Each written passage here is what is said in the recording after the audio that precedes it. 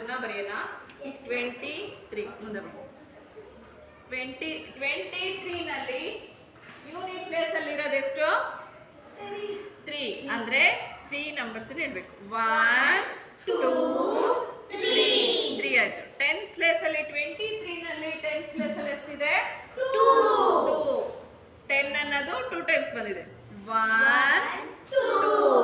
ಇದನ್ನ 20 ಪ್ಲಸ್ 3 ಅದನ್ನ ಬರೆಯೋದು ಹೆಂಗೆ? ಎಕ್ಸ್ಪ್ಯಾಂಡೆಡ್ ಫಾರ್ಮ್ ಅಲ್ಲಿ ಅಂದ್ರೆ 20 ಬರಿಬೇಕು first, next plus 3 expanded form ಅಲ್ಲಿ 20 ಪ್ಲಸ್ 3 ಸ್ಟಾಪ್. ಈಗ ಸೈಡ್ಗೆ 34 ಅನ್ನೋ ನಂಬರ್ಸ್ ಕೊಟ್ಟಿದ್ದೀನಿ, ಅದನ್ನು ಎಕ್ಸ್ಪ್ಯಾಂಡೆಡ್ ಫಾರ್ಮಲ್ಲಿ ಇಡ್ತಾನೆ.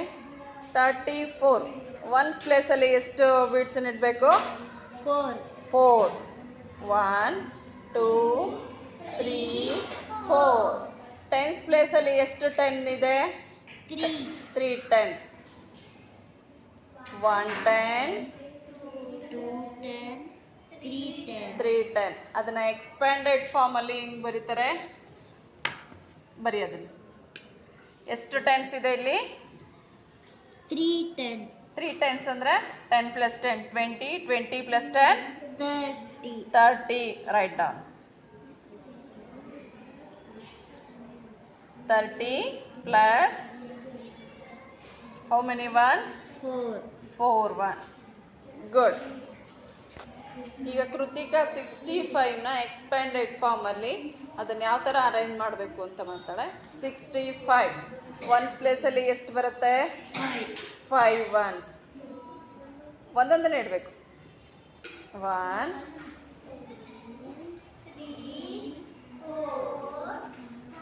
5 ಆಯ್ತು. ಟೆನ್ಸ್ ಪ್ಲೇಸಲ್ಲಿ ಎಷ್ಟು ಇದೆ? 6 ಅನ್ನೋದು 6 ಟೆನ್ಸ್ ಇರುತ್ತೆ. 1 10 2 10 4 10 5 10 6 10. 6 10 ಅಂದರೆ ಎಷ್ಟಾಯಿತು ಟೋಟಲು? 60. ರೈಟ್. ಎಕ್ಸ್ಪ್ಯಾಂಡೆಡ್ ಫಾರ್ಮಲ್ಲಿ ಹಿಂಗೆ ಬರೀತಾರೆ. ಯಾವ ರೀತಿ ಬರೀತಾರೆ? 60 plus how many ones? 5 ones. 5. Good. ಎಲ್ಲ ಕ್ಲಾಪ್ಸ್ ಮಾಡಿ.